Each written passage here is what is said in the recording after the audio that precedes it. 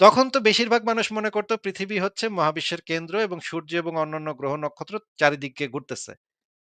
এই বেশিরভাগ মানুষ বিশ্বাস করার কারণে কি সেই জিনিসটা সত্য হয়ে গেছিল? মানে পৃথিবী স্থির হয়ে গেছিল তখন?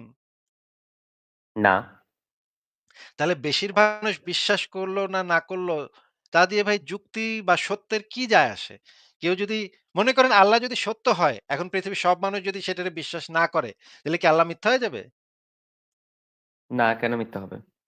তাহলে সত্যের সাথে তো কত মানুষ বিশ্বাস করে সেটার কোনো সম্পর্ক নাই, তাই না? হ্যাঁ, আপনি এই যে কত এত মানুষ বিশ্বাস করে কি করে না সেইটা যুক্তি হিসেবে কিভাবে ব্যবহার করতেছেন? এটা তো সত্য নির্ধারণের কোনো মাপকাঠি না। হ্যাঁ, রাইট। কোন মাপকাঠি না। রাইট। তাহলে আমার কথাটা হচ্ছে এই যে কোরআন, হ্যাঁ? এটা এখানে লেখা ছিল মানে বলা হয় আরকি। ইসলাম ধর্মটা প্রচার করতে হবে। মানুষের কাছে পৌঁছাতে হবে। যে ১৬০ কোটি থেকে ৫০০ কোটি বা ৭০০ কোটি মানুষের কাছে এই মেসেজটা যেতে হবে যে কোরআন নামে একটা গ্রন্থ আছে যেটাতে শান্তির বাণী আছে। যেটা বলা হয়। মহানবী নামে একজন ব্যক্তি আছে যিনি শান্তির বাণী নিয়ে আসলো পৃথিবীতে। ভাই উনার এগুলা মনে হয় আপনি না জেনে বলতেছেন। আপনি বোধহয় মনে হয় না কোনদিন কোরআন ভালোভাবে পড়ছেন বা কোরআন হাদিস, তাফসির, সিরাত এগুলো ভালোভাবে পড়ছেন। কোরআন হাদিসে এগুলা বলা নাই। কোরআন হাদিসে বলা আছে পৃথিবীতে একটা অমুসলিম বেঁচে থাকা পর্যন্ত তাদের বিরুদ্ধে জিহাদ করতে হবে, তাদেরকে কতল করতে হবে। এই কথাগুলা বলা আছে। একটা লজিক দেখান তো আপনি আমাকে এই কথাটার। লজিক না আমি আপনাকে পুরা মানে রেফারেন্স এর গাঁঠি বস্তা জমা করে রাখছি ভাই। রেফারেন্স এর দেখান তো গাঁঠি আমাকে। বস্তা জমা করে রাখছি। ঠিক আছে আমরা ১ম এ তাহলে কোরআন থেকে শুরু করব না হাদিস থেকে শুরু করব বলেন? কোরআন থেকে শুরু করেন।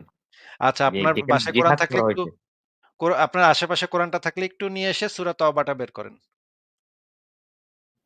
আপনি দেন, আমি নোট করতেছি। দেন। আ আপনি বের করলে আমরা মানে আপনার আশেপাশে থাকলে একটু নিয়ে আসেন না ভাই। তাইলে আপনিও পরে আমাদেরকে শুনাইলেন। আপনার আপনার বইতে নাহলে আমি যদি দেখাই, আপনি হয়তো বলতে পারেন যে আমি মিথ্যা কথা বলছি বা এখানে ভুল-ভাল দেখাচ্ছি, ভুল ব্যাখ্যা করছি ইত্যাদি, আমি ইত্যাদি আপনি বলতে আমি পারেন। বই আছে বাট আমি অনেক দূরে। বই আমার থেকে অনেক দূরে তাই, সে কারণে।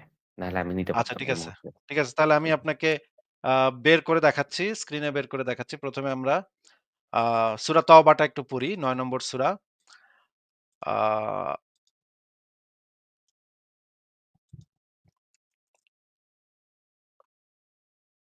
এটা কি একটু যদি পড়ে শোনাতেন আমাদেরকে? আচ্ছা, আল বায়ান ফাউন্ডেশনের অনুবাদটা সবচেয়ে ভালো। এখানে এটাও একটু পড়েন তো ভাই।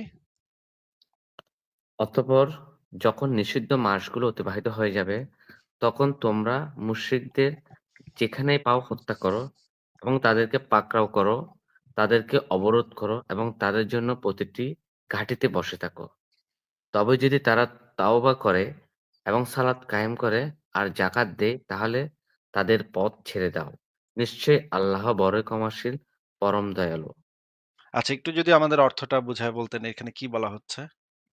এখানে বলা হচ্ছে যে নিষিদ্ধ মাসগুলো অতিবাহিত হয়ে যাওয়ার পর যখন মুশরিকদের কাছে যাবেন তখন হত্যা করো এবং তাদেরকে মানে ধরপাকড় করো, তাদেরকে পথ অবরোধ করো, তাদের জন্য বিভিন্ন ঝোপে ঝাড়ে বসে থাকো, ঘাঁটিতে বসে থাকো এবং তারা যদি আপনার কথায় বিশ্বাস মানে ইসলাম ধর্মে না আসে, তাহলে তাদেরকে আ মেরে ফেলো। আচ্ছা। এটা আ এক কিন্তু কথায় আপনি এক আপনি তো আমাদেরকে শান্তির কি জানি কথা বলতেছিলেন। এখানে তো শান্তি আমার কাছে সেরকম শান্তি লাগতেছে না। একটু কেমন যেন একটু মনে হচ্ছে যেন কেমন যেন একটু ভয় দেখানোর মতো কথাবার্তা বলতেছে। আমার তো একটু ভয় লাগতেছে। আপনি একটু বলেন তো যে এই কথাটা যদি একজন হিন্দু আপনাকে বলে, অতঃপর নিষিদ্ধ মাসগুলো অতিবাহিত হয়ে যাবে তখন তোমরা মুসলিমদেরকে যেখানে পাও হত্যা করো এবং তাদেরকে পাকড়াও করো, তাদেরকে অবরোধ করো। এই কথাটা যদি একজন হিন্দু আপনাকে বলে মুসলিমকে মুশরিক বাদ দিয়ে যদি এখানে মুসলিম বসায় দেই, আর আল্লাহ বাদ দিয়ে যদি এখানে কৃষ্ণ বসায় দেই, আর সালাত বাদ দিয়ে যদি আমরা মানে পূজা বসায় দিই, তাইলে আপনার কাছে জিনিসটা কি ভালো লাগবে ভাই কথাটা শুনতে? অবশ্যই না। তাহলে তো আপনার কাছে তো শান্তি মনে হবে না কথাগুলো নাকি? না শান্তি মনে হবে না। তাহলে তো নবী আমাদের নবী তো বলা হয়েছিল যে আ ইসলামটা শান্তির ধর্ম, অন্য ধর্মের মানুষের কাছে মেসেজটা পাঠানো। হ্যাঁ? আচ্ছা। তারপর ওদেরকে নবীর কথা এবার আমরা বের করে দেখাই। নবীর কথাটাও আমরা একটু দেখি। নবী কি বলেছে সেটা আমরা একটু দেখি। হাদিস থেকে সহিহ হাদিস এটা হচ্ছে তাহকিককৃত সহিহ হাদিস। আ এটা একটু আমাদেরকে যদি পড়ে শোনাইতেন ভাই, এখানে কি লেখা? যতক্ষণ পর্যন্ত মানুষ লা ইলাহা ইল্লাল্লাহ না বলবে, ততক্ষণ পর্যন্ত তাদের বিরুদ্ধে কিতাল করতে আমি আদেশপ্রাপ্ত হয়েছি। কথাটার মানে যদি একটু বুঝায় দিতেন, অর্থটা। আমি কিতাল মানেটা মিনিং বুঝলাম না। কিতাল মানে কতল, কাতিলুন, কিতাল। মানে তরবারি, আচ্ছা। নাঙ্গা তরবারি হাতে নিয়ে আগায়া যাওয়া সামনের দিকে, এবং সামনে যখন আপনি শত্রুদের পাবেন তখন কল্লা উড়ায় দিবেন, এবং কল্লা উড়ায় দিতে, দিতে সামনের দিকে আগাইতে থাকবেন। এটাকে কিতাল বলে। এখান থেকে কতল জিনিসটা এখান থেকে আসছে। বলেন। আ আচ্ছা, মানে এটা মানে হচ্ছে লা ইলাহা ইল্লাল্লাহু মুহাম্মাদুর রাসূলুল্লাহ এটা যদি না বলে তাদেরকে মেরে ফেলার কথা বলা হচ্ছে আরকি। মানে এটা আদেশপ্রাপ্ত ওয়াও! যে আল্লাহ থেকে আদেশপ্রাপ্ত হয়েছে। আল্লাহ কতক্ষণ পর্যন্ত এই কাজটা করতে হবে? কতক্ষণ? যতক্ষণ পর্যন্ত এই লা ইলাহা ইল্লাল্লাহু মুহাম্মাদুর রাসূলুল্লাহ এটি যতক্ষণ না বলবে ততক্ষণ পর্যন্ত। কারা, কারা? মানে ৫ জন মানুষ নাকি ৩ জন মানুষ? কয়জন মানুষ? কয়জন মানুষের কথা বলা হয়েছে এখানে? যতক্ষণ মানে যত মানে ইসলাম ধর্মের বাইরে যত মানুষ আছে, ওরা ১ জন হোক, ১০ জন হোক, ৫০ জন হোক, যতজন হোক না কেন, যাদেরকে মেসেজটা দেওয়া হবে, তারা যদি এটা যতক্ষণ না বলে ততক্ষণ তাদেরকে কতল করতে বলছে, এটাই বলা হচ্ছে। ওয়াও! ওয়াও! ওয়াও! ফ্যান্টাস্টিক। আচ্ছা, এবার হাদিসটা আমরা পড়ি। পরিচ্ছদটা তো পড়লেন। এবার হাদিসটা, মূল হাদিসটা পড়েন একটু। আবু হুরায়রা থেকে পড়েন ভাই। আবু হুরায়রা রাদিয়াল্লাহু হতে বর্ণিত যে তিনি বলেন, রাসূলুল্লাহ সাল্লাল্লাহু আলাইহি ওয়াসাল্লাম এর মৃত্যুর পর আবু বকর রাদিয়াল্লাহ যখন খলিফা নির্বাচিত হন, তখন আরবের কিছু সংখ্যক লোক কাফির হয়ে যায়। উমার ইবনুল খাত্তাব আবু বকর রাদিয়াল্লাহকে বললেন, "আপনি এদের বিরুদ্ধে কিভাবে অস্ত্র ধারণ করবেন?" অথচ রাসূলুল্লাহ সাল্লাল্লাহু আলাইহি ওয়াসাল্লাম বলেছেন, "মানুষ যে পর্যন্ত না আল্লাহ তাআলা ব্যতীত আর কোন প্রভু নেই এ কথার স্বীকৃতি দিবে, সেই পর্যন্ত তাদের সেই পর্যন্ত আমি তাদের বিরুদ্ধে যুদ্ধ করতে আদিষ্ট হয়েছি। আর যে ব্যক্তি বলল, আল্লাহ ব্যতীত আর কোন প্রভু নেই, সে আমার থেকে তার মাল ও রক্তের নিরাপদ করে নিল।" আচ্ছা, এই মুহাম্মদের কথাটা একটু আমাদেরকে একটু ব্যাখ্যা করে বলেন তো, এখানে কি বোঝানো হয়েছে? মাল ও রক্ত নিরাপদ করে নিল, এই কথাটার মানে কি? আমি এটাই তো নিজে বুঝি না। আমি নিজে তো বুঝি না এটা। সে আমার থেকে মাল ও রক্ত নিরাপদ এটা করে নিল। মনে হয় স্পার্ম অ্যান্ড ব্লাড আছে ভাই। আহ আল্লাহ ব্যতীত আর কোন প্রভু মানে এটা আমি নিজে বুঝি। মানে আল্লাহ ব্যতীত আর কোন প্রভু নেই। এটা যতক্ষণ কোন ব্যক্তি স্বীকার করবে, তখন বুঝে যাবে মানে ওই সে ব্যক্তির নিরাপদ। সে নিরাপদ। ওর মাল, ওর জান-মাল নিরাপদ। এটা আর বোঝানো যদি হয়েছে। স্বীকার না করে, যদি এটা না বলে কেউ, তখন কি করতে হবে? তাইলে আর এগুলো নিরাপদ না। নিরাপদ না। তার মানে তাকে মেরে ফেলা। ওয়াও! অনেক শান্তি, শান্তি লাগতেছে তো। ভালোই তো শান্তি। ফারাজ ভাই, আপনার কাছে তো অনেক শান্তি লাগতেছে নাকি ফারাজ ভাই? হ্যাঁ, গত ৩-৪ দিন ধরে তীব্র শান্তি। এত শান্তি যে শান্তির মধুসূদন দত্ত দাঁড়ানো যাচ্ছে না। শান্তি তো ভাই, আমার তো খুব শান্তি, শান্তি ফিল হচ্ছে। আচ্ছা আসলেই আমার তো একটা কোয়েশ্চেন এত হচ্ছে শান্তি। এইটা কোরআনের কত নাম্বার সূরা? এটা তো আমি মানে কত নাম্বার পৃষ্ঠার মধ্যে আছে? আমি তো সেটাই তো বুঝতে পারতেছি না। এটা এই ধরনের কথা তো আপনাকে একটু আগে দেখিয়েছি সূরা তওবার ৫ নম্বর আয়াত। এখন যেটা দেখাচ্ছি সেটা হচ্ছে তিরমিজি শরীফের তাহকিককৃত ২৬০৭ নম্বর হাদিস। এটা একটা সহিহ হাদিস। এখন কি আমরা হাদিসের ব্যাখ্যাগুলোও কি আমরা পড়বো ভাই? আপনি চাইলে আমি সেগুলোও বের করতে পারি। সব আমার রেডি করা আছে। আমার টাইম লাগবে না বের করতে। হ্যাঁ, একটু বের করেন। আচ্ছা, তাহলে আমরা এই হাদিসটার আরেকটা ভার্সন আমরা একটু পড়ে নেই। এটাও আছে। এটাও আপনি দেখে নেন। হালকা চোখ বুলায় যান, এত পড়তে হবে না। যদি দরকার হয় পরে আ মানে পজ দিয়ে, দিয়ে ভিডিওটা পজ দিয়ে, দিয়ে পইড়া দেখেন। আমি হালকা মানে বুলায়ে যাচ্ছি। এইটার ভিতরে এই হাদিসটা, এটা হচ্ছে সহিহ মুসলিম ইসলামিক ফাউন্ডেশন থেকে প্রকাশিত ৩৭০ নম্বর হাদিস। এইখানেও একটা কথা বলা আছে, যে সকল বিধর্মীর কাছে ইসলামের দাওয়াত পৌঁছেছে, পূর্ব ঘোষণা ব্যতীত তাদের বিরুদ্ধে আক্রমণ পরিচালনা বৈধ। এই কথাটার মানে কি বুঝতে পারতেছেন ভাই? হ্যাঁ, বুঝতে পারছি। মানে কি বলেন তো? আ যে সকল ইসলামের পৌঁছেছে হ্যাঁ, মানে যে সকল মানুষের কাছে অলরেডি ইসলাম ধর্মটা ইসলামের মেসেজটা দেওয়া হলো ইসলাম ধর্ম গ্রহণ করার জন্য, যদি তারা ইসলাম ধর্ম গ্রহণ না করে ততক্ষণ পর্যন্ত তাদের উপর মানে অত্যাচার চালানো উচিত। এটা বলা হয়েছে। অত্যাচার মানে মানে চালালে অতর্কিতভাবে আক্রমণ পরিচালনাটা বৈধ। মানে মনে করেন তারা ঘুমায় আছে। পূর্ব কোনো ঘোষণা না দিয়েই মনে করেন তারা রাত্রে বেলা ঘুমায় আছে। রাইতের বেলা একেবারে চ্যাট করে গিয়া তাদের উপর ঝাঁপায় পইড়া কল্লা ফালানো, এগুলা একদম বৈধ নাকি? এটা তো আ মানবিক দিক দিয়ে চিন্তা করলে এটা তো ভালো কাজ না। মানে একটা মানুষ ঘুমায় আছে তার কোনো অপরাধ নাই। তাকে গিয়ে অতর্কিত হামলা করা এটা ও তো তাই নাকি? কি বলেন? তাই? ও, মানে ভাই আমার তো মানবতা বিরোধী কাজ করে ফেলাইছে? শিট! না, না ফারাজ ভাই এটা এটার ভিতরে নিশ্চয়ই এমন কোন ব্যাখ্যা আছে যে এই ব্যাখ্যাতে আমরা গেলে দেখতে পাবো যে লুকানো ঘটনা ব্যাখ্যা, আসলে হ্যাঁ, উল্টা। সেটাই। আচ্ছা আমরা হাদিসটাই পড়ি না কেন? হাদিসটা যদি ভালো করে পড়ি তাইলে তো আমরা বুঝতে পারবো ব্যাখ্যাটা কি। আমাদের ভাই, রাজ ভাই আপনি আমাদেরকে হাদিসটাই পড়ে শোনান।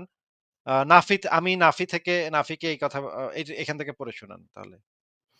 আমি নাফি খেয়ে এ কথা জানতে চেয়ে পত্রে লিখলাম যে, যুদ্ধের পূর্বে বিধর্মীদের প্রতি দ্বীনের দাওয়াত দেওয়া প্রয়োজন কিনা? তিনি বলেন, তখন তিনি আমাকে লিখলেন যে এই নিয়ম ইসলামের প্রারম্ভিক যুগে ছিল। রাসূলুল্লাহ সাল্লাল্লাহু আলাইহি ওয়াসাল্লাম বনু মুস্তালিকের উপর আক্রমণ করলেন এমত অবস্থায় যে তারা অপ্রস্তুত ছিল। তাদের জানতে পারেনি। আচ্ছা, তাদের পশুদের পানি পান করানো হচ্ছিল। তখন তিনি তাদের যোদ্ধাদের হত্যা করলেন এবং অবশিষ্টদের বন্দী করলেন। এটা কি অবশিষ্ট নবী কারা করল? ছিল ভাই? অবশিষ্ট কারা ছিল ওরা? নারী শিশুরা। মানে আর নারী শিশুদেরকে বন্দী করলেন মানে কি ভাই? এই কথাটার মানে বুঝলাম না। নারী শিশুরা কি করছে? নারী শিশুদের আমার মতে মনে হচ্ছে নারী শিশু বন্দী করলে এখানে নারী শিশুরা তখন নিরস্ত্র ছিল কোনো এরা না শিশুরা হচ্ছে অবুঝ। এদের হাতে করে যুদ্ধ করার মতো ক্যাপাবিলিটি নেই। আর নারীরা তো এমনিতে অসহায়। তারা তো যুদ্ধ করতে পারবে না। তাদেরকে সেখানে বন্দী করে রেখে দিল। বন্দী করে রেখে এখানে না হুম, কি কেউ করছে? কেউ যদি মানে কেউ যদি রেপ করে ফেলে, তাই না ভাই? তাদের তো একটা ও ইজ্জতের বিষয় আছে, তাই না? ফারাজ ভাই পাঠক এখন ভাই? তাইলে আমরা একটু দেখা দরকার যে এই মেয়েদের সাথে আসলে কি ঘটছিল? তাদেরকে কি না, না, কেউ আমি নীরব ভাই থেকে একটু শুনি ভাই। নারীদেরকে বন্দী করার একটা কারণ হতে পারে না যে নারীদের যাদের স্বামী মানে যুদ্ধে মারা গেছে, ওই নারীরা একা থাকলে তো তারা রেপ হয়ে যাবে। এই জন্য বন্দী করার একটা রিজন হতে পারে না নীরব ভাই? না এটা তো হতে পারে কোনো নারী যদি সুন্দর হয়, তারপর যদি কুদৃষ্টি দিতেই পারে স্বাভাবিক। স্বামী নাই হ্যাঁ, তাহলে তো হ্যাঁ, তার হ্যাঁ, হ্যাঁ। ও ইয়েস, ইয়েস। কুদৃষ্টি তাকে তো দিতেও যে কেউ পারে। রেপ করে ও দিতে পারে। এইজন্য হয়তোবা নবী মোহাম্মদ তাদেরকে বন্দী করেছিলেন। জি, নবী আসিফ ভাই রক্ষা আপনি করার আমাকে জন্য যেটা মেয়েদের ইজ্জতটা রক্ষা করার জন্য নবী তাদেরকে বন্দী করল। নাকি ফারাজ ভাই? এটাই তো আপনি বলতে জি, জি, চাচ্ছেন। জি। আলহামদুলিল্লাহ, আলহামদুলিল্লাহ আচ্ছা, ভাই। তাহলে আমরা একটু দেখি যে এখানে আসলে ঘটনাটা এখন কি ঘটছিল সেটা আমরা একটু দেখে নেই। যে এই মেয়েদের সাথে আসলে কি ঘটছিল সেটাও আমাদের একটু দেখে আমরা আস্তে যাবো ওইদিকেও যাবো। সব আক্রমণাত্মক ইয়াই আমরা দেখাবো ভাই। আপনি টেনশন নিয়েন না। আমরা একটু দেখি যে এই ঘটনাটার পরে কি ঘটছিল এই হাদিস থেকে একটু আপনি আমাদেরকে একটু পড়ে শোনান তো ভাই, নীরব পাঠক ভাই, মানে রাজ ভাই। এখানে বলল যে ইস্তা ইস্তিবারার পর যুদ্ধবন্দিনীর সাথে সঙ্গম করা জায়েজ এবং তার স্বামী বর্তমান থাকলে সে বিবাহ বাতিল। ও এটা মানে কি? কার সাথে কি কার সাথে সঙ্গম করা জায়েজ ভাই? মানে যে যে নারীগুলোকে বন্দী করা হলো তাদের সাথে সঙ্গম করা জায়েজ এবং তাদের স্বামী যদি বেঁচেও থাকে সেক্ষেত্রে বিবাহ করা মানে তাদের যে স্বামীর সাথে বিবাহ করা সেটা বাতিল হয়ে যাবে। এটা মানে কি ও বুঝলাম না। ইস্তিবরা এখানে মানে হচ্ছে সঙ্গম বলতে তো মনে হয় হচ্ছে হাই ফাইভ করা বোঝাচ্ছে যে দেখা করা, হাই ফাইভ দেওয়া, এটা জায়েজ নাকি? এখানে সঙ্গম বলতে তো বোঝায় মানে সহবাসের কথাটা বোঝাচ্ছে। মানে একটা মেয়ে ও, অসহায় তার উপর সহবাস। হতেও ওকে। পারে অস্বাভাবিক কিছু না। মানে বুঝলাম না। আমি বুঝলাম না। একটু আমাকে বুঝায় বলেন তো যে একটু আগে মানে মুহাম্মদের সৈন্যরা একটা গোত্রকে আক্রমণ করছে। কারণ তাদের কাছে ইসলামের দাওয়াত পৌঁছেছে কিন্তু তারা ইসলামটা কবুল করে নাই। এই আ কারণে মুহাম্মদের সৈন্যবাহিনী গিয়ে তাদেরকে আক্রমণ করলো এবং মেয়েদেরকে বন্দী করলো। মেয়েদের অ মেয়েদের স্বামীদেরকে তো মেরে ফেলছে নাকি? রাজ ভাই? ich ich denke, diese Frau fick আপনি তাই? কি জার্মানিতে থাকেন নাকি বাপরে? Ja, আচ্ছা, রাজ ভাই আপনাকে আমি যেটা জিজ্ঞেস করছি, আপনি কি ফ্রি আছেন? হ্যাঁ, আমি ফ্রি আছি। আপনাকে যেটা জিজ্ঞেস আমি কথাটা শুনে অবাক হয়ে যাচ্ছি। এই কথাটা এভাবে বলল মানে জার্মান না মানে আমাদের কোরআনে এভাবে আছে। আমরা আস্তে যাবো অসুবিধা নাই। আমরা ভিডিও দেখবো, এটা যারা নবী রেপ বলল। করা এক রেপ করা থেকে নবীকে বাঁচানোর জন্য ইয়ে করছে। না নবী আ এ আ ধরনের কথা নীরব ভাই আসলে ১ সেকেন্ড। রাজ ভাই আমি ঘটনাটা একটু বুঝে নি। আপনি আমাদের বুঝায় দিয়েন। যে ১ম এ কি ঘটলো? বলল যে ইসলামের দাওয়াত পৌঁছানোর পরে কোন পূর্ব ঘোষণা না দিয়ে আক্রমণ পরিচালনা করা বৈধ। তখন বলল যে তারা ওই একটা গোত্র নাকি পশুদের পানি পান করাচ্ছে ওরা জানতে পারে নাই। তারপর হঠাৎ করে গিয়া মুহাম্মদের সৈন্যরা গিয়ে আক্রমণ করল। আক্রমণ করে পুরুষ যোদ্ধাদেরকে মাইরা ফেলল। আর মেয়ে শিশুদেরকে বন্দী করে আনলো। হু, এরপরে হু। কইতাছে যে সেই বন্দি মেয়েদের সাথে নাকি আচ্ছা ওই বন্দি মেয়েদের তো বাপকে, ভাইকে, স্বামীকে একটু আগেই হত্যা করছে, তাই না? হ্যাঁ, করতে পারে। করছে। তো তারপরে ওই মেয়েদেরকে বন্দী করছে। বন্দী করার পরে এখানে কইতাছে যে তাদের সাথে নাকি সঙ্গম করা নাকি জায়েজ। এবং তাদের স্বামী বর্তমান থাকলে সেই বিবাহ নাকি বাতিল। আচ্ছা, এই হাদিসটার ভিতরে কি আছে আমরা একটু দেখি। যে রাসূলুল্লাহ হুনায়নের যুদ্ধের সময় আওতাসের দিকে একটি বাহিনী পাঠান। তারা শত্রু দলের মুখোমুখি হয়, তাদের যুদ্ধে জয়লাভ করে এবং অনেক কয়েদি হস্তগত হয়। এদের মধ্যে থেকে দাসীদের সাথে সহবাস করা রাসূলুল্লাহ সাল্লাল্লাহু আলাইহি ওয়াসাল্লামের কয়েকজন সাহাবী যেন নাজায়েজ মনে করলেন তাদের মুশরিক স্বামী বর্তমান থাকার কারণে। আল্লাহ তাআলা এই আয়াত অবতীর্ণ করেন। সূরা নিসার ২৪ নম্বর আয়াত, এবং নারীদের মধ্যে তোমাদের অধিকারভুক্ত দাসী ব্যতীত সকল সধবা তোমাদের জন্য নিষিদ্ধ, অর্থাৎ তোমাদের জন্য হালাল যখন তারা তাদের ইদ্যত পূর্ণ করে নিবে। ইদ্যত পূর্ণ করে ফেললে তখন তারা তোমাদের জন্য হালাল। মানে তোমরা ওই মেয়েদের সাথে সঙ্গমটা করতে পারো। ভাই, আপনি আমাদেরকে একটু বলেন তো যে ওই মেয়েদের যাদেরকে বন্দী করে আনছে, সেই বন্দী মেয়েদের তো ভাই, বাপ, স্বামী একটু আগে মরছে। তারা তো হুম, নিশ্চয়ই স্বেচ্ছায় গিয়া নাচতে, নাচতে মুহাম্মদের সাহাবীদের সাথে সেক্স করে নাই, তাই না? এক্সাক্টলি। না, তাদেরকে তো বন্দী করা হইছে, তাই না? অবশ্যই। এখানে তো বন্দি আল্লাহ করতে কইতাছে, আল্লাহ তো দেখি কইয়া দিল যে ওই মেয়েদের সাথে সঙ্গম করা হালাল। এটা কেমন কথা? এটা তো আল্লাহই তো বলেন, এটা তো নবীর কথা বোঝাচ্ছে এক্ষেত্রে। নবী না, তো না, এখানে তো আল্লাহ পাক তখন এই আয়াতটি অবতীর্ণ করেন। এই যে লেখা দেখেন, আল্লাহ তাআলা এই আয়াত অবতীর্ণ করে এই জিনিসটাকে বৈধতা দেন যে তোমরা মেয়েদেরকে করতে পারো। অসুবিধা নাই। আল্লাহ উপর থেকে কইয়া দিছে, অর্ডার দিছে। তাহলে কি এক্ষেত্রে বোঝা যায় এটা কি আ অপরাধ থেকে আল্লাহই ওদেরকে অপরাধটা করার জন্য বৈধতা দিয়ে দিল? এটাই তো বোঝাচ্ছে তাহলে। মানে মানে আল্লাহর কাছে তো এটা কোনো অপরাধ না। আল্লাহর কাছে তো এটা, আল্লাহ এবং নবীর কাছে তো এটা অপরাধ বলে নিশ্চয়ই বিবেচিত হয় নাই। তারা এটারে খুব ভালো কাজ মনে করছে। মেয়ে পাইছি এখন করবি না কেন? কর, যা কইরা ফেলা। কিন্তু না এটা এক্ষেত্রে কেমন কথা? এক্ষেত্রে এটা জায়েজ। এই কারণে হচ্ছে আ মানে আ একটা মেয়ের যখন স্বামী যুদ্ধক্ষেত্রে মারা গেল বা ভাই মারা গেল, তখন মেয়েদের আবাসস্থল বা মেয়েদের রক্ষা করার জন্য মানে ওদেরকে প্রোটেকশন করার জন্য হয়তোবা সেক্ষেত্রে মানে যারা থাকবে মানে যারা প্রোটেকশন জয়ীরা করার জন্য রেপগুলা প্রোটেকশন করার জন্য করছে নাকি? প্রোটেক্ট করার জন্য রেপ করতেছে নাকি? এই ধরনের তো বোঝাচ্ছে মানে আমার মনে হচ্ছে আরকি ও এই ধরনের মানে আচ্ছা, ওদেরকে নিরাপদ আমাদের মুক্তিযুদ্ধের সময় যে ২,০০,০০০ নারী যে ধর্ষিত হয়েছিল, সেই ২,০০,০০০ নারীকেও তো পাকিস্তানি আর্মিরা প্রোটেকশন দেওয়ার জন্য নিয়ে গিয়ে রেপ করত নাকি? এটা তো অন্য হিসাব বোঝাচ্ছে। আচ্ছা, তো কাদের থেকে প্রোটেকশন দেওয়ার জন্য এই রেপটা করতেছিল? ওই যে মানে ওই যে যে দেশ কাফের যে স্বামীদেরকে মাইরা ফেলাইছিল, যেই ভাইদেরকে মাইরা ফেলাইছিল, যেই বাপদেরকে মাইরা ফেলাইছিল, ওরা আবার ফেরত এসে যদি মেয়েদের রেপ করে? ভূতের ফেরত এসে যদি ইয়ে করে দেয় ভাই, ঠিকই তো আছে। ও, ভূত তো আর ফেরত আসবে না ভাই। মানে ও ওই যে মেয়েগুলো তো অসহায় হয়ে যাবে। আ বেসিক্যালি তাদেরকে সেটাই তো আমি বলতেছি যে এই যে মেয়েগুলা যে এখন মানে আ কোন প্রোটেকশন নাই। ওদের বাপ ভাই যাদেরকে মেরে ফেলাইছিল, ওরা ওদের দলবলরা তো আইসা আবার রেপ করতে পারে। এইজন্য হ্যাঁ, মুহাম্মদের এইজন্য যেন সৈন্যরাই রেপ করা শুরু করে। অন্যরা রেপ করতে না পারে, এইজন্য আমরা তাদেরকে দায়িত্ব নিয়ে নিজেরা রেপ করছি। হুম, ওয়াও! বুঝতে ওয়াও!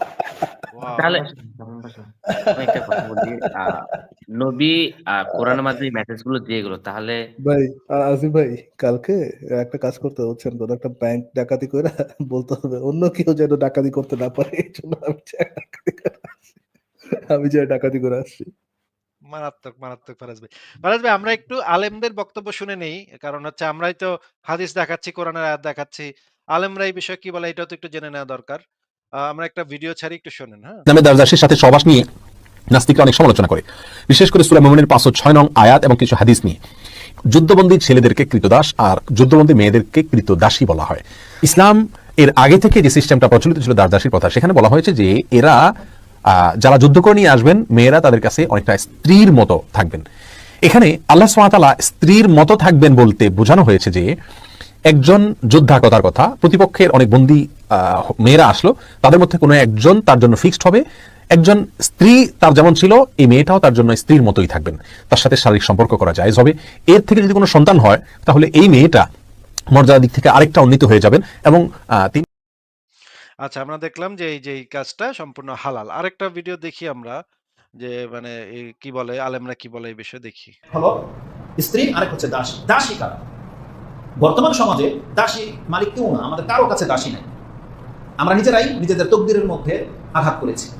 এটা আমাদের মালিক হওয়ার একটা সাবাব ছিল, কিন্তু যে ওয়ে থেকে দাসীর মালিক হওয়া যেত, আমরা সেই ওয়েটা, রাস্তাটাকে বন্ধ করে দিয়েছি। সেটা ছিল একমাত্র আল্লাহ সুবহানাহু ওয়া তাআলার পথে সংগ্রাম, জিহাদ করা। জিহাদের মাধ্যমে আমরা যদি পরাস্ত করতে পারতাম কাফেরদেরকে, তাহলে ওদের মহিলাদেরকে দাসী করে গ্রহণ করা যেত। আর এত অনেক কল্যাণ আছে। এটা শুধু ভোগের কারণে গ্রহণ করতাম তা কিন্তু নয়। যেই সমস্ত মহিলারা এখন ফ্রিডম ভাবে চলাফেরা করতেছে, এরা যদি মুসলিমদের আন্ডারে চলে আসে, আল্লাহ সুবহানাহু ওয়া তাআলা এদেরকে দাসী বানিয়ে এদেরকে হত্যা করে দিতে আল্লাহ চাইলে বলতে পারতো যে এদেরকে হত্যা করো পুরুষদের মতো, কিন্তু কেন করেনি? আল্লাহ সুবহানাহু ওয়া তাআলা এদের উপরে দয়া করেছে, এরা দাসী হয়ে থাক, হতে পারে এই দাসী অবস্থায় ইসলাম গ্রহণ করে নেবে তোমাদের চরিত্র দেখে, না তো পেয়ে গেল, মুক্তি পেয়ে গেল। এটা বড় একটা রিজন ছিল। তো যাই হোক, নাস্তিকরা সবসময় ভিন্ন অ্যাঙ্গেল দিকে নেবে, কিন্তু আল্লাহ সুবহানাহু ওয়া তাআলার হিকমা বড় ব্যাপক। তো আল্লাহ সুবহানাহু ওয়া তাআলা বলছেন এই দাসী তোমাদের জন্য হালাল করা হলো, কিন্তু যেহেতু দাসীর এখন আর নাই, এটা আবার যখন আমাদের তাকদীরে আসবে তখন জায়েজ হবে। তো দাসী কারা এটা বলতে গিয়ে বলেছিলাম দাসী কারা। আচ্ছা, মাশাআল্লাহ। আমাদের এই হুজুররা খুব সুন্দর করে ব্যাখ্যা করে দিল যে এটা কেন, ঘটনাটা কি আসলে কেন। তো নীরব, রাজ ভাই, আপনি তো বুঝতে পারলেন এই যে দাসীর সাথে ইসলামে যে বিবাহ ছাড়াই যে করা যায়, ক্রীতদাসী বা কেনা বা যুদ্ধবন্দী নারী। ভাই, আপনি হুম, কি হুম। মানে আন্তর্জাতিক মানবাধিকার আইন বা জেনেভা কনভেনশন গুলা কখনো পড়ছেন? না, আমার পড়া হয়নি। মানে আন্তর্জাতিক জেনেভা কনভেনশন অনুসারে একটা যুদ্ধবন্দী মানুষের সাথে কোন ধরনের টর্চার, রেপ, সেক্সুয়াল অ্যাবিউজ এইগুলা যে করা সম্পূর্ণ নিষিদ্ধ এবং মানবতা বিরোধী অপরাধ। আন্তর্জাতিক আদালতে যে এটা এই রকমের কোনো কাজ করলে মামলা হয়ে যায় এবং খুব ভয়ংকর অবস্থা হয়, এটা তো জানেন। হ্যাঁ, হ্যাঁ, এটা জানি, অবশ্যই জানি। তো ইসলামের বিধান তো আমরা দেখতেছি যে যুদ্ধবন্দী নারীদেরকে ধইরাই না, তাদের গনিমতের মাল হিসেবে তাদেরকে ভোগ করা, তাদেরকে তাদের সাথে সেক্স করা, রেপ করা আসলে। বন্দী মেয়েরা তো আর স্বেচ্ছায় তো আর করবে না। তাদের হুম, হুম, পরিবারকে মেরে ফেলেছে একটু আগে, তারা নিশ্চয়ই স্বেচ্ছায় এই পুরুষদের সাথে আ হুম। সেক্স করতে লাফাইবেও না। এটা তো বোঝাই যায়। তো এই যে মানে রেপ, এই যে মানে যুদ্ধবন্দী নারীদের সাথে যে রেপটা হইতেছে, এটা তো ইসলামের একটা বিধান নাকি? এটা আমি বুঝতে পারতেছি না। এটা তো আসলে ইসলামে এই ধরনের মেসেজ দেওয়া, এটা তো নবী, তাহলে তো আ নবী বা আল্লাহর মাধ্যমে যে মেসেজটা দিল, তাহলে আপকামিং জেনারেশনের জন্য তো এটা ভয়ংকর হয়ে যাবে। যারা এখন আ কোরআন হাদিস পড়তেছে তাদের, মানে বেসিক্যালি আমরা যারা পড়ছি আরকি, হ্যাঁ? তাহলে এই মেসেজ গুলো পেয়ে তো তাহলে অন্য অন্য ধর্মাবলম্বী যাদের আছে বা অসহায় নাই তাদেরকে তুলে এনে আ জায়েজ হয়ে যাবে তাহলে সেক্স করার বিষয়টা নিয়ে। এটা আমি বুঝতে পারতেছি না আসলে আমাদের জন্য এটা আচ্ছা, আপনি কি এটা আপকামিং জানেন যে জেনারেশন। আইসিস যখন এই যে সিরিয়াতে যখন ওরা করছিল, মানে কিছুটা ক্ষমতা পাইছিল, তখন যে ওরা বিভিন্ন খ্রিস্টান এবং মানে কুর্দিশ মেয়েদেরকে যে সেক্স স্লেভ হিসেবে বিক্রি হ্যাঁ, হ্যাঁ। করছিল, এটা কি জানেন? হ্যাঁ, হ্যাঁ, এটা জানি আমি। ওরা এটা এই যে জানি। এই কাজটা যে করলো, এই কাজটা কি ইসলাম অনুসারে এই কাজটা কি হালাল ছিল নাকি হারাম ছিল বলে আপনার মনে হয়? ইসলাম অনুসারে এটা তো সম্পূর্ণ হালাল। তাহলে হালাল হইলে তো এটা তো ভালো, মানে তারা তো ইসলামের কাজ দিনের কাজ করছে নাকি? অবশ্যই দিনের কাজ। ওয়াও! অবশ্যই দিনের মেয়েদেরকে কাজ। মেয়েদেরকে $১০০ $২০০ দামে বিক্রি করা, বাচ্চা মেয়েদেরকে বিক্রি করা। এ এইটা ও মানে আচ্ছা, এই ঘটনাটা যদি আপনার পরিবারের সাথে ঘটতো তাইলে আপনার কেমন লাগতো ভাই? এটা তো আমার সাথে হলে তো এটা কেমন লাগবে, মানে এটা তো আমি তো ওদেরকে মেরে ফেলবো। আর মানে কাফের নারীদের সাথে যদি এই ঘটনা ঘটে তাহলে সেটা হালাল। ইসলাম অনুসারে সেটা অবশ্যই হালাল।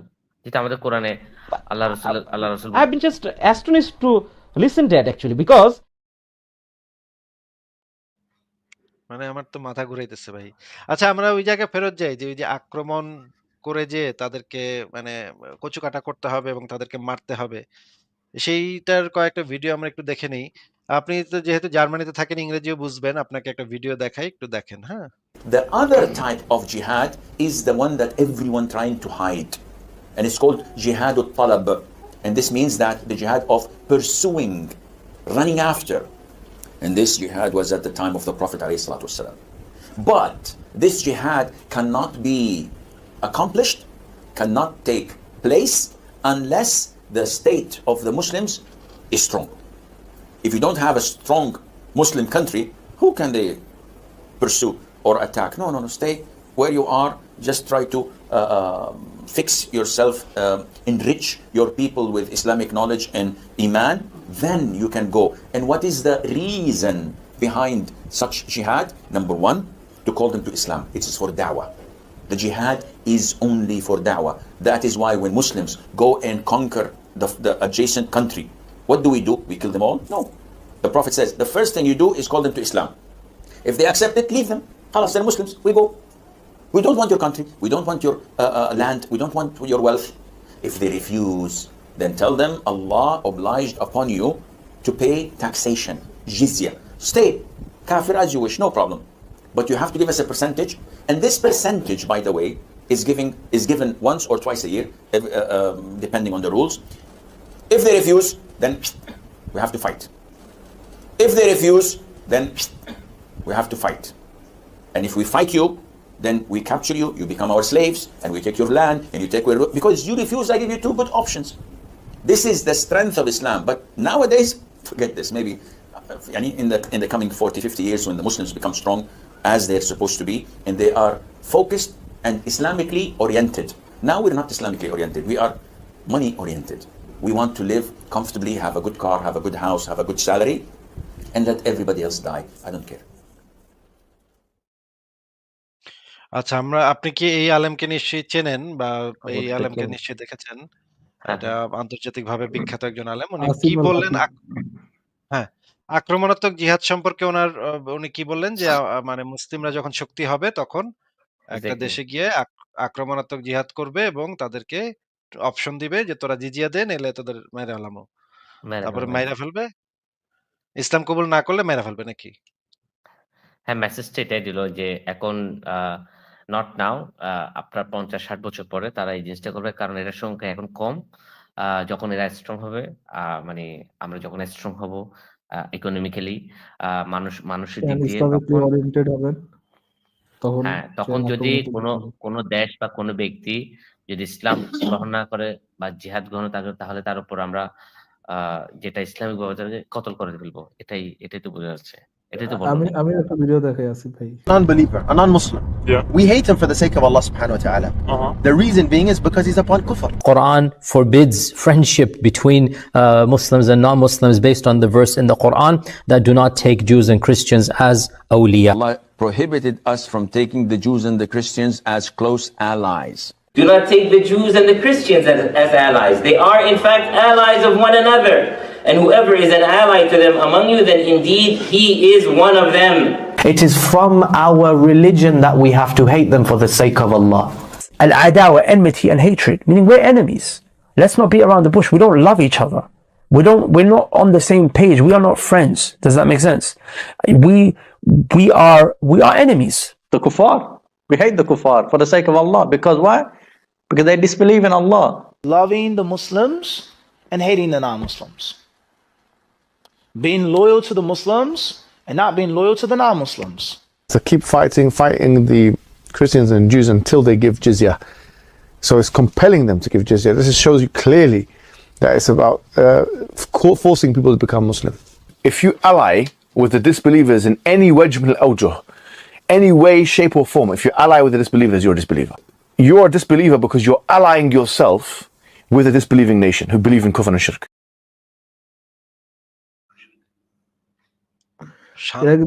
লন্ডনে বসে আমেরিকায় বসে এই ধরনের কথা বলতেছে, বুঝছেন? শান্তিতে না বুকটা আমার ভরে যাচ্ছে, কথাগুলো শুনতেছি আর শান্তিতে বুকটা ভরে যাচ্ছে। এত শান্তি, আমার মাথা ঘুরে যাচ্ছে। আমার তো এক্ষুনি ইচ্ছা করতেছে এই ইসলামটা কবুল করে ফেলতে ভাই। এখন মানে আমি তো আটকায় রাখতে পারতেছি না নিজেকে, একদম সামলাতে পারতেছি না। আমার মাথা একটু ঘুরে যাচ্ছে। আমি একটা প্রশ্ন করি আসিফ ভাই, are you guys like I've been just astonished to listen to it actually because তো মনে করেন ইমান চলে আসে করতেছে, ইমান একদম কুরকুর করতেছে আমার ভিতরে ইমান, বুঝছেন? ফারাজ ভাই আমার আটকান ভাই, আটকান, নাহলে কিন্তু আমি এক্ষুনি কিন্তু ইমানের সাথে আপনার সংঘর্ষ হয়ে যাবে নাকি? একটা হয়ে যেতে পারে। মনে করেন এই মুহূর্তে আমি লা ইলাহা ইল্লাল্লাহ বলে ফেললাম। তাহলে আমাকে একটু বলেন তো, ইসলাম আগামী ৫০-৬০ বছর পর ইসলামের পজিশনটা কোথায় যাবে? যদি এই ধরনের স্পেস হয়, এতে যদি কদম সেরে মানে যদি সংখ্যায় গরিষ্ঠ হয়, অর্থনৈতিকভাবে স্বাবলম্বী হয়, ধরেন ইসলামের ক্রিটিসিজমটা যদি ধরেন যে যারা এরকম প্রিচ করতেছে, জিহাদ টিহাদ এরকম প্রিচ করতেছে, জাস্ট এখান থেকে কারো থেকে তো রিয়াকশন আসবেই। এখন আপনি দেখবেন যে এক্স মুসলিমদের সংখ্যা অনেক বাড়তেছে এবং তারা অনেক বেশি ভোকাল হচ্ছে। শুধুমাত্র যখন ইসলামের ক্রিটিসিজমটা একটা মানে অনলাইনে একেবারে মানে ঘন হয়ে যাবে, তখন এই রিলিজিয়ন খুব বেশি আর কি ইয়ে হবে না। ধরেন ওই যে এখন যেভাবে বাড়তেছে ওই জিনিসটা হবে না। ইসলামের সবচেয়ে বড় শত্রু হচ্ছে ইসলামিক ক্রিটিসিজম ওপেন করে দেন, ইসলাম থেকে বের হওয়া খুব টাফ কোনো কিছু না। আর আমি যেটা মনে করি যে ইসলাম এর সবচাইতে বড় শত্রু হচ্ছে কোরআন হাদিস। মানুষ যখন এই জিনিসগুলাকে বুঝে পড়বে নিজের মাতৃভাষায়, শুধুমাত্র আরবি উচ্চারণ না, কুল হুয়াল্লাহু আহাদ, আল্লাহুস সামাদ, লাম ইয়ালিদ এগুলা না। যখন তারা এই জিনিসগুলা বুঝে পড়বে, এটাতে আসলে কি বলা আছে এটা জেনে বুঝে পড়বে। যেমন ধরেন আমি নিশ্চিত এই আমাদের এই রাজভাই জীবনে বহুবার সূরা নিসার ২৪ নম্বর আয়াতটা নামাজের মাঝখানে মনে করেন পড়ছে। কিন্তু বুঝে নাই আয়াতের ভিতরে কি আছে। কিন্তু এই আয়াতটার ভিতরে যে যুদ্ধবন্দী নারীদের সাথে সেক্স করাটা যে হালাল করলো আল্লাহ, এইটা যে বলা আছে উনি হয়তো এতদিন টেরই পায় নাই। কিন্তু পইড়া গেছে। মানে উনার বয়স হয়তো ৩০-৪০ হয়ে গেছে, উনি পইড়া গেছে গড় কইরা। কিন্তু আয়াতের ভিতরে যে এইটা আছে, এইটা এতদিন পর্যন্ত জানতো না। আজকে জানতে পারল যে এই আয়াতের ভিতরে যুদ্ধবন্দী নারীদেরকে রেপ করার পারমিশন আল্লাহ পাক একেবারে ৭ আসমান থেকে আরশ থেকে পাঠায় দিছে সাহাবীদের। এবং এটা কিয়ামত পর্যন্ত প্রযোজ্য থাকবে। এইটা এই যে যদি যখন মানুষ এই জিনিসগুলা বুঝে পড়বে, জেনে পড়বে এবং প্রত্যেকটা শব্দ, প্রত্যেকটা অক্ষর ধরে পড়বে যে এখানে আসলে কি বলা আছে আমি বুঝে দেখি, তখন আমার মনে হয় খুব বেশি সময় লাগবে না। বেশিরভাগ মানুষ এই ধর্ম ত্যাগ করবে।